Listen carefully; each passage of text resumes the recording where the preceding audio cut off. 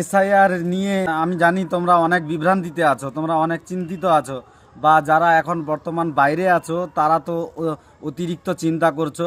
তো বন্ধুরা, তোমরা সবাই কেউ চিন্তা করবে না।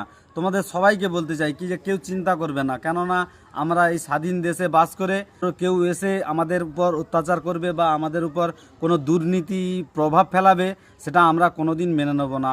আমরা একে অপরের পাশে থেকে যারা পড়াশোনা করেছো এবং যারা পড়াশোনা করছো, তোমরা সবাই পাশে থাকে। বয়স হয়ে গেছে যাদের, যারা অনেক চিন্তিত বা যাদের পরিবারে কম সংখ্যার লোক আছে, তোমরা অবশ্যই তাদের পাশে থাকবে এবং তাদের হেল্প করবে, এবং যারা অনেক চিন্তিত তাদের চিন্তা মুক্ত করার চেষ্টা করবে, কেননা মানুষ ভালো থাকলে আমাদের একটা সুন্দর সমাজ গড়ে তুলতে পারবো।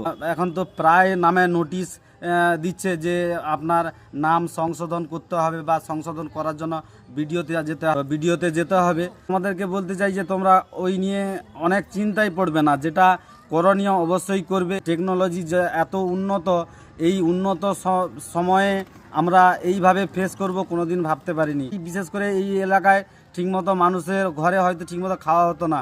এর পাশাপাশি নদী থাকার কারণে অনেক সময় কি হয় যে বন্যা হয়ে যায়, ঘর বাড়ি ডুবে যায়। তার জন্য অনেক সময় অনেক কাগজ এদিক ওদিক হয়ে থাকে। সরকারি দপ্তরে কাজ করছো, তাদের কাছে আমি অনুরোধ করব যে সাধারণ মানুষকে বিভ্রান্তিতে না ফেলে আপনারা ওদের পাশে থাকুন। একটা দুশ্চিন্তায় পড়েছে, ওনাদেরকে অনেকটা হেল্প করুন, যাতে ওনারা ভালো থাকেন এবং চিন্তামুক্ত হয়ে থাকেন। কাগজপত্র এখন ডিজিটালি সব কিছু হয়, তাই কাগজপত্র তো অবশ্যই সঠিক করা অবশ্যই দরকার আছে। কিছু না করা হয়, অন্যায়ভাবে কাউকে পেরেশান না করা হয় বা কাউকে বারবার ছোটাতে না হয়।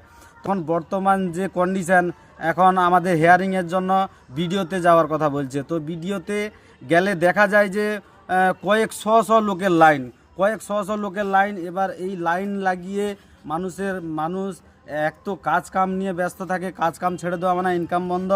তো সেই নিয়ে ওখানে গিয়ে আবার এত লাইন দিয়ে কাজ করা মানুষের কাছে অনেক কষ্টদায়ক